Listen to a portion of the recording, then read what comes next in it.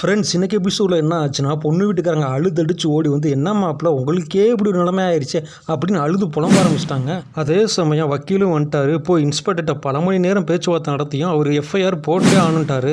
இதுக்கு வேறு வழியே இல்லையான்னு மீனா கேட்க மாமாவும் ராஜியும் சேர்ந்து குமார் அடித்தது கம்ப்ளைண்ட் கொடுக்கணும்னு சொன்னதுக்கு ராஜி கம்ப்ளைண்ட் கொடுக்கறதுக்கு நான் ஒத்துக்க மாட்டேன்னு சொல்லிட்டாரு. இதை கேட்ட பொண்ணு வீட்டுக்காரங்க மாப்பிள்ளை எப்படியாவது வெளியே கூட்டுவாங்க சம்மதின்னு அழுக ஆரம்பிச்சிட்டாங்க. இதை பார்த்த மீனாராஜி உண்மையிலேயே நம்ம வீட்டு ஆளுங்க மேலே நம்மளுக்கு பாசம் இல்லையோ அப்படின்னு பேசிக்கிட்டு இருக்காங்க. ஏன்டா நீங்கள் பண்ணுற ஓவர் ஆக்டிங்க அவங்கள வேற ஏதோ கேஸுக்கு வந்து நிற்கிற மூணாவது ஆள் மாதிரி ஃபீல் பண்ண வச்சிட்டிங்களா? ஒரு வழியா ராஜியும் பாண்டியனும் சேர்ந்து குமார் மேலே கம்ப்ளைண்ட் கொடுக்க அவங்க நினச்ச மாதிரியே குமாரும் அவங்க அப்பா வந்து கேஸை வாபஸ் வாங்கிட்டாங்க.